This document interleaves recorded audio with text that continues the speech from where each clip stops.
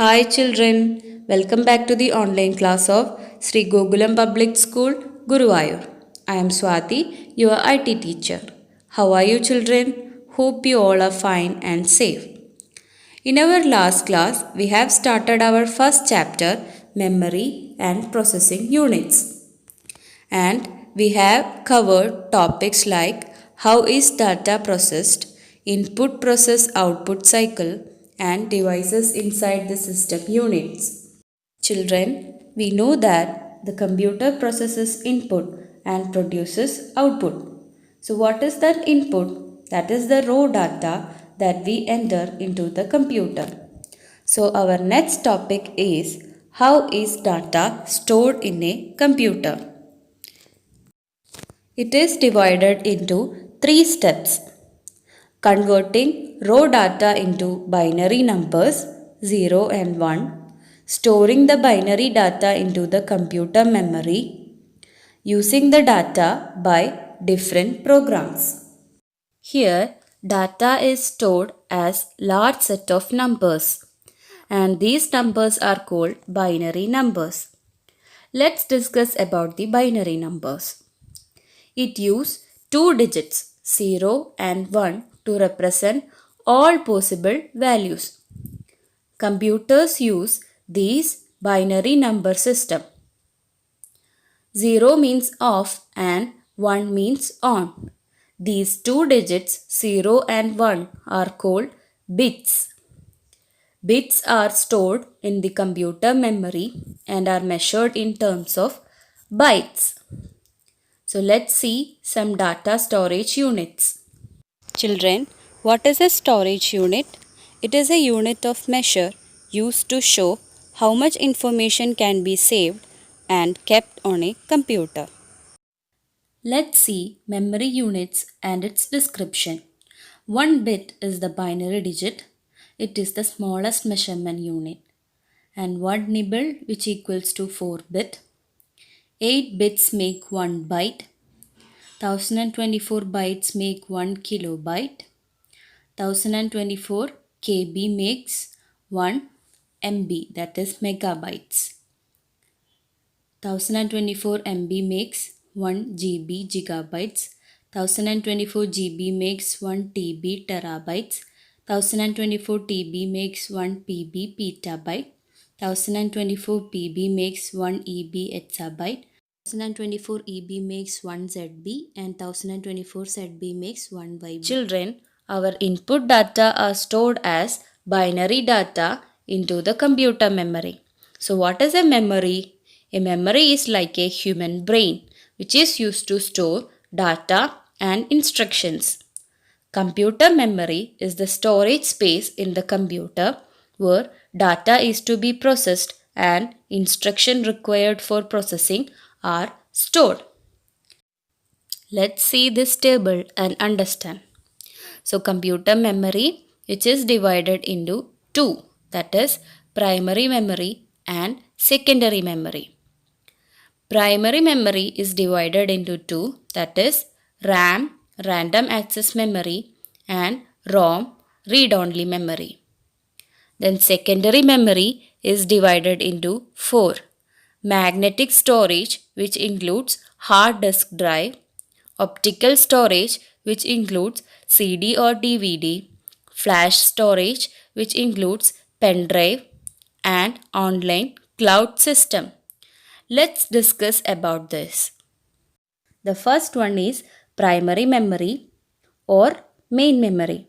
It holds only those data and instruction on which the computer is currently working.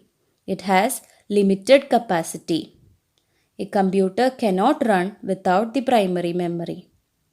It is divided into RAM and ROM. ROM is the read-only memory that is located on the motherboard. It stores the basic input-output system BIOS program that is essential for the computer to start. Then RAM, random access memory. It is an electronic chip located on the motherboard. All the software are installed in the hard disk drive. When we have to work on any software, the computer loads the program from the hard disk into the RAM. Therefore, RAM serves as the computer's working memory and temporarily stores data. Let's see some differences between RAM and ROM. RAM stands for Random Access Memory and ROM Read-Only Memory. RAM is volatile in nature, which means its contents are erased when power is turned off, whereas in ROM, it is non-volatile type of memory. Its contents are not erased. Then in RAM, we can read as well as write. But in the case of ROM, it is read-only memory. The next memory is secondary memory, which is also known as external memory or non-volatile memory. It is slower than main memory and also known as backup memory. It is used for storing data and information permanently. Let's see some secondary storage devices. The first one is hard disk drive. It is the primary data storage of the computer which can store huge amount of data in its memory. The memory of a hard disk is measured in gigabytes. The advanced hard disks are measured in terabytes. The next one is CD or DVD, the compact disc and digital versatile disc, which can store up to 700 MB of data, and it is used to store videos, audio, text, graphics, and any other type of data. The storage capacity of DVD varies from 4.7 GB to 9.4 GB. The next one is pen drive. It is the most popular data storage and backup device which can store large amount of data. The storage capacity ranges from 2 GB to 2 TB. The next one is memory card, which are lightweight compact devices used in cameras, music players and smartphones to store pictures, songs, movies, etc. The next one is external hard disk drive. It is used to store huge amount of data. The next one is cloud storage, which is the latest form of external storage. If you store your documents on cloud, you can access them anywhere and from any device with the help of your username and password.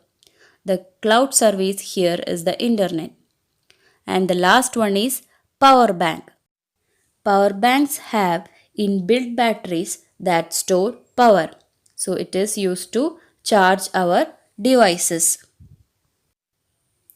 Children, that's about the storage devices. Read the textbook and learn it well. I am attaching notes along with this class. Write it in your textbook. Okay, children. So that's all for today. Let's see in the next class. Till then, bye.